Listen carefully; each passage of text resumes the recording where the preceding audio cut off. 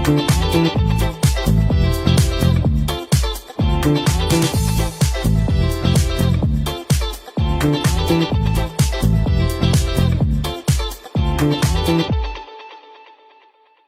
খেলার খবর থেকে বিদেশের খেলার খবর নিয়ে এই মুহূর্তে আমি মৌসুমী রয়েছি আপনাদের সঙ্গে। শুরু করছি আপনাদের প্রিয় অনুষ্ঠান খেলা আর খেলা। ফুটবলের ডায়েরি নিবেদন করছে সংবাদ প্রতিদিন।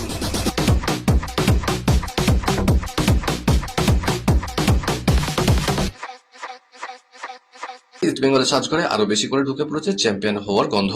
সোনালী স্বপ্ন আরো কাছে। ইস্টবেঙ্গলের রথ থামানোর সামনে অভিজিতের ইন্টারক্রাশি। আগামীকাল ইস্টবেঙ্গলের কাছে ফাইনাল যুদ্ধ।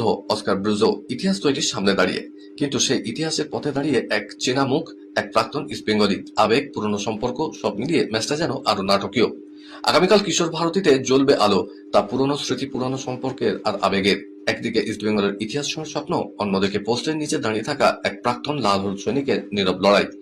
তাই আগামীকাল ইস্টবেঙ্গল যদি ইতিহাস লেখে, কোথাও না কোথাও সেই গল্পের পাতায় অভিজিৎ মন্ডলের নামও থেকে যাবে।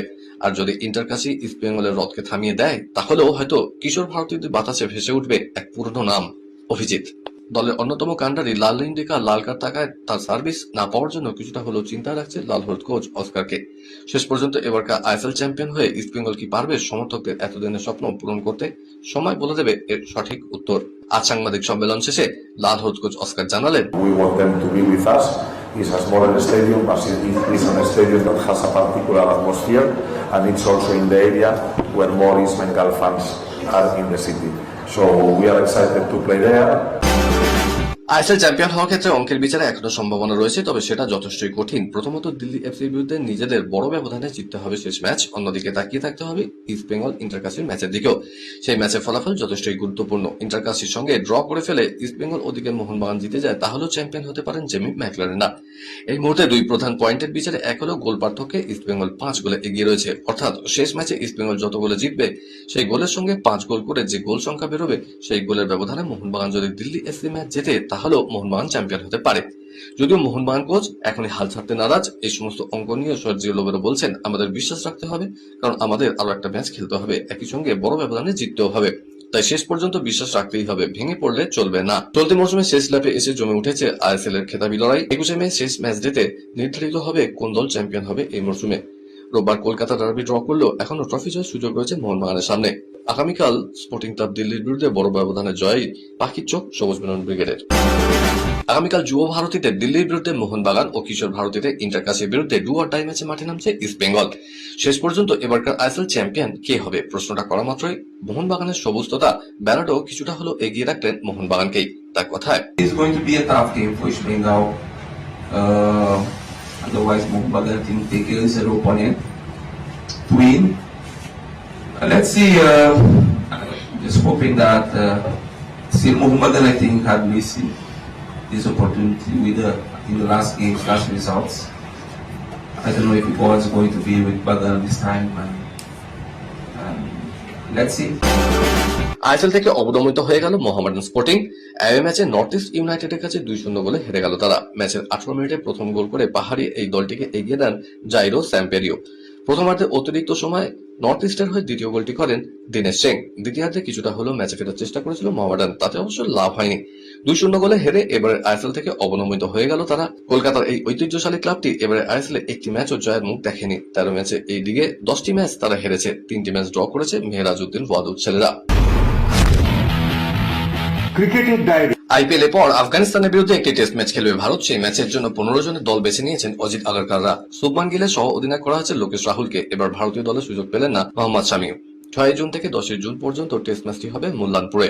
আফগানিস্তানের বিরুদ্ধে ম্যাচটি বিশ্ব টেস্ট চ্যাম্পিয়নশিপের অংশ নয়, তাই বিশ্রাম দেওয়া হয়েছে জসপ্রীত বুমরাকে। তবু সুযোগ পেলেন না শামি। বাংলার জোড়ে বোলারকে ব্রাত্যই রেখেছেন গৌতম গম্ভীর আগারকাররা। তবে টেস্ট দলের নতুন কয়েকজনকে সুযোগ দিয়েছেন জাতীয় নির্বাচকরা। তারা হলেন হর্ষ দুবে, মানব সুতার, গুরনুর ব্রার, 23 বছরের বাঁহাতি স্পিনার এবং ব্যাটার, বোলিং অলরাউন্ডার 25 বছরের গুরনার জোড়ে বোলার। ব্যাট হাতে খারাপ নয় 23 বছরের হর্ষ, অলরাউন্ডার বাঁহাতি স্পিনার এবং বাঁহাতি ব্যাটার।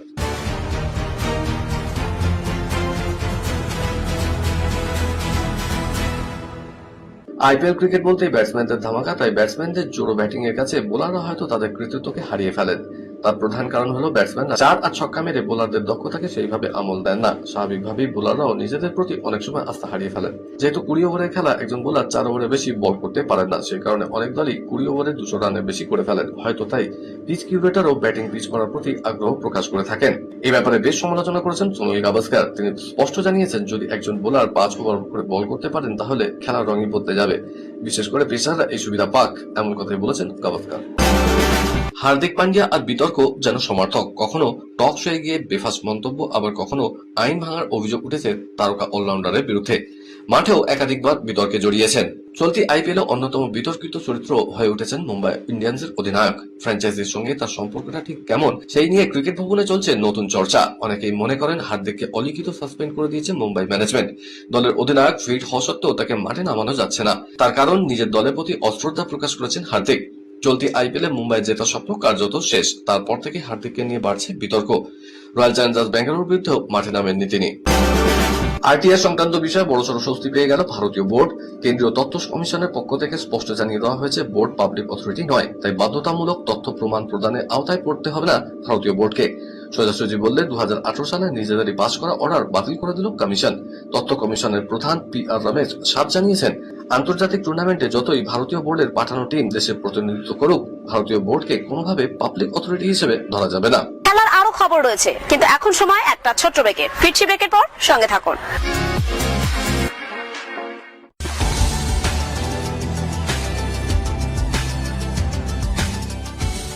KRK নিউজ মিডিয়া প্রযোজিত সাপ্তাহিক বিনোদনমূলক অনুষ্ঠান বিনোদন.com দেখুন প্রতি শনিবার ঠিক রাত 10:25 আপনাদের প্রিয় চ্যানেল ভিশনে।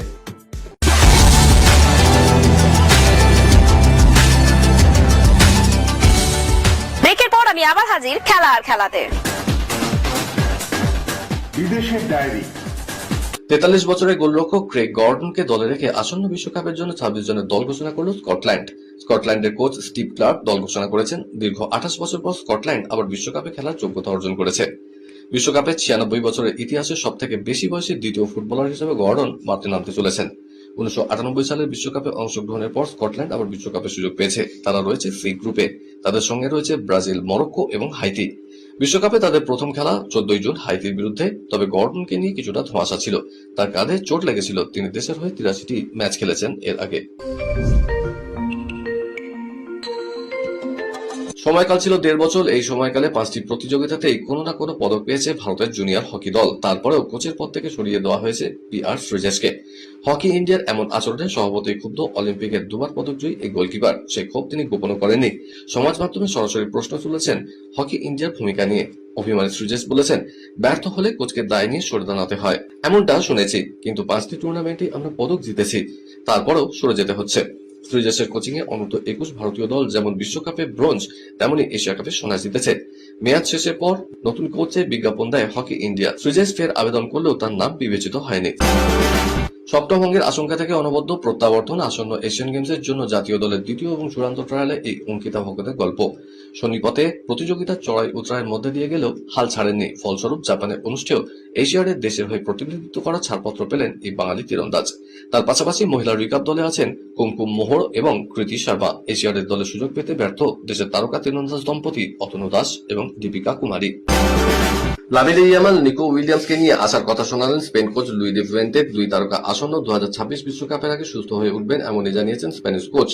18 বছরের তরুণ তারকা ইয়ামাল গত এপ্রিলের শেষের দিকে হ্যামস্ট্রিং এ চোট পেয়েছিলেন। তারপর থেকে তিনি মাঠের বাইরে। বার্সেলোনার হয়ে মরসুমের বাকি ম্যাচগুলো তিনি খেলতে পারছেন না। ইয়ামাল বিশ্বকাপে আগে সম্পূর্ণ সুস্থ হয়ে যাবেন। অন্যদিকে নিকো উইলিয়ামসকে নিয়ে যে দুর্ভাবনা দাদা বেঁধেছিল স্পেন শিবিরে, তা অনেকটাই কেটে গিয়েছে।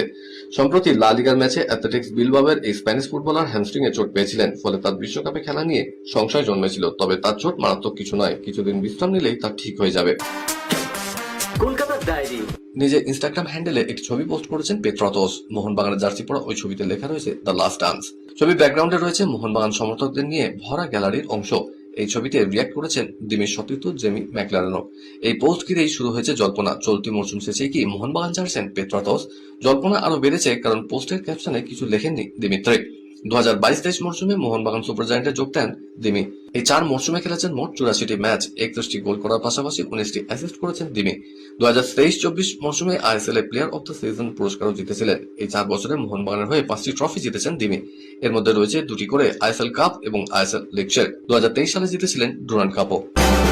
কলকাতা ময়দানে নতুন অধ্যায় সূচনা করল তমলুক খেলাঘর জর্জ টেলিগ্রাফ। ক্লাবের প্রধান কোচ হিসেবে দায়িত্ব নিলেন মোহনবাগানের কিংবদন্তি প্রাক্তন ফুটবলার হোসে রামিরেস ব্যারেটো। জনপ্রিয় এই ব্রাজিলীয় তারকা এবার প্রথমবারের মতো কলকাতা ময়দানে কোচ হিসেবে আত্মপ্রকাশ করতে চলেছেন। আর একে কেন্দ্র করে গতকাল ময়দানের জর্জ টেলিগ্রাফ তাঁবুতে দুপক্ষের সই স্বাক্ষরিত হলো। সই পর্ব শুরুর আগে জর্জ টেলিগ্রাফের ক্লাবের পক্ষ থেকে সবুজতাকে উত্তরীয় ও স্মারক দিয়ে বিশেষ সম্মান জানানো হয়। একই সঙ্গে সম্মান জানানো হয় তমলুক খেলাঘরের যুগ্ম সচিব সুমন দত্তকেও। জর্জ টেলিগ্রাফ ক্লাবের 2 শীর্ষকর্তা অনির্বাণ দত্ত ও জিৎ দত্ত অনুষ্ঠানে উপস্থিত ছিলেন। ব্যারেটোর সঙ্গে চুক্তি আপাতত 1 বছরের। প্রিমিয়ার লিগে ব্যারেটোর কোচিং এ খেলবে এই তমলুক জর্জ টেলিগ্রাফ ক্লাব। আজকের মতো এই পর্যন্তই। আগামীকাল আপনাদের সঙ্গে আবার দেখা হবে ঠিক এই সময় এই চ্যানেলে। বাই।